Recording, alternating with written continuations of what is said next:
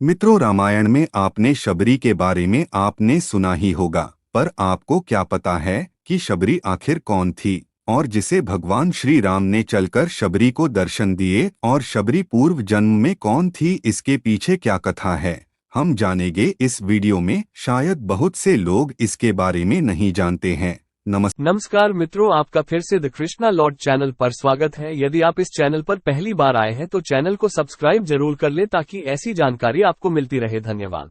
भील जाति में ही होती है और शबरी भील कन्या थी, भील जिसको शबरी भी कहा जाता है। इस वीडियो में हम आपको शबरी की कथा बताएंगे। किस प्रकार शबरी एक भील घराने से भाग निकली और ऋषियों की सेवा करते हुए और भगवान श्री राम का इंतजार करती रही, और किस प्रकार भगवान श्री राम शबरी की कुटिया पर आए और शबरी का उद्धार किया। इसके साथ शबरी की पूर्व जन्म के बारे में भी जानेंगे, तो वीडियो में आखिर तक बने रहे। मित्रों, शबरी का विषय इसलिए महत्वपूर्ण है क्योंकि शबरी इतनी सरल थी कि उसने अपने पिता रूपी गुरु के एक वचन पर ही पूरा अपना जीवन श्री राम को समर्पित कर दिया। आइए जानते हैं शबरी कौन थी। मित्रों, बात उस वक्त की है जब भगवान श्री राम का जन्म भी नहीं हुआ था। वही भील जाति के एक कबीले में जिसके राजा और मुखिया अज थे। राजा अज के घर में एक कन्या का जन्म हुआ जिसका नाम श्रमना था।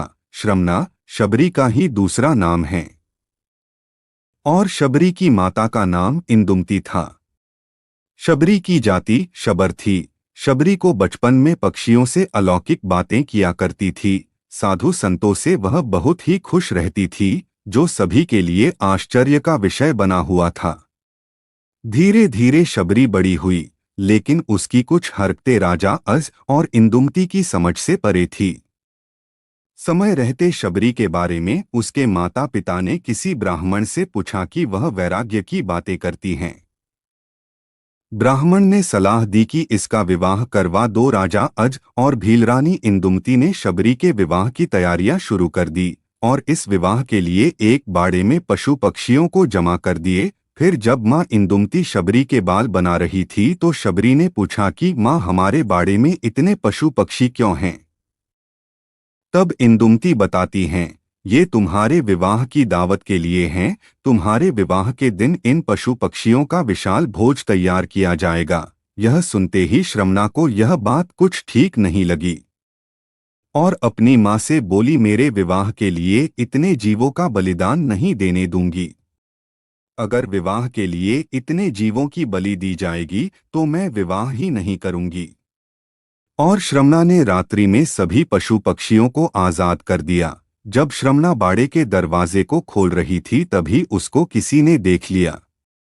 इस बात से शबरी डर गई और शबरी वहां से भाग निकली। श्रमना भागते भागते ऋषिमुख पर्वत पर पहुंच गई, जहां पर बहुत से ऋषि मुनि रहते थे। शबरी को इस बात का अनुमान नहीं था कि वह निचली जाति की हैं और कोई भी ऋषि उसको अपने आश्रम में स्थान नहीं देंगे। इसके बावजूद शबरी छुपते हुए कुछ दिनों तक वहां रहने लगी, जब तक वह पकड़ी नहीं गई। वह रोज सवेरे ऋषियों के आश्रम के बाहर सफाई और आने वाले पत्तों को साफ कर देती थी और ऋषियों के हवन लिए सूखी लकड़ियों का बंदोबस्त भी कर देती थी। बड़े ही भाव से शबरी चुपके से लकड़ियों को ऋषियों के हवन कुंड के पास रख देती थी। कुछ दिनों तक ऋषि समझ नहीं पाए कि कौन है जो उनके सारे नित्य के काम निपटा रहा है, कहीं कोई माया तो नहीं है। फिर जब ऋषियों ने अगले दिन सवेरे जल्दी शबरी को देखा और उन्होंने शबरी को पकड़ लिया और ऋषियों ने शबरी से उसका परिचय पूछा तो शबरी ने बताया कि वह एक भीलनी है।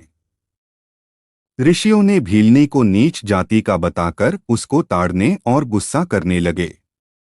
तभी उसी समूह से एक ऋषि जिनका नाम ऋषि मतंग ने शबरी को उन ऋषियों से बचाया और उसको अपनी बेटी कहकर उसको एक कुटिया में शरण दी और सेवा करने को कहा। समय बीतता गया। कुछ सालों बाद मतंग ऋषि बूढ़े हो गए और एक दिन मतंग ऋषि ने यह घोषणा की, अब मैं अपनी देह छोड़ना चाहता हूँ। तब शबरी ने मतंग ऋषि से कहा कि एक पिता को मैं वहां पर छोड़कर आई और आज आप भी मुझे छोड़कर जा रहे हैं। अब मेरा कौन ख्याल रखेगा? मतंग ऋषि ने कहा, बेटी तुम्हारा ख्याल अब श्री राम रखेंगे। शबरी सरलता से कहती हैं, राम कौन है बाबा और मैं उन्हें कहाँ ढूंढूंगी? मतंग ऋषि ने कहा, बेटी तुम्हें उनको खोजने की जरूरत नहीं है, वो स्वयं तुम्हारी कुटिया पर चलकर आएंगे। शबरी ने मतंग ऋषि के इस वचन को पकड़ लिया कि राम आएंगे। बस इंतजार करने लगी। शबरी रोज भगवान के लिए फूल बिछा कर रखती, उनके लिए फल तोड़कर लाती और पूरे दिन भगवान श्री राम का इंतजार करती। इंतजार करते करते शबरी बूढ़ी हो गई, लेकिन अब तक श्री राम नहीं आए। फिर एक दिन वह घड़ी आ ही गई जब शबरी के वर्षों का इंतजार खत्म होने वाला था। शबरी ने फूल बिछाकर रखे थे और आते जाते लोगों को मना कर रही थी कि इन फूलों पर मेरे भगवान चलेंगे। शबरी श्री राम के लिए रोज बेर तोड़ कर लाती थी, यह निश्चित करने के लिए बेर मीठे हैं या खट्टे। शबरी ने बेर को चख चख कर रख देती। जब भगवान श्री राम आए तो शबरी एक पत्थर के आसन के पास बैठी थी। शबरी ने पहली नजर में ही भगवान राम को पहचान लिया और शबरी ने भगवान का खूब आदर सत्कार किया और उनको झूठे बेर खिलाए। इस प्रकार शबरी के वर्षों का इंतजार खत्म हुआ था और उसको भगवान श्री राम मिले थे। शबरी पूर्व जन्म में कौन थी? शबरी अपने पूर्व जन्म में एक रानी थी, नाम था परमहिसी। एक बार कुंभ के मेले में परमहिसी रानी और राजा दोनों साथ में गए थे। राजा का वहां पर शिविर था।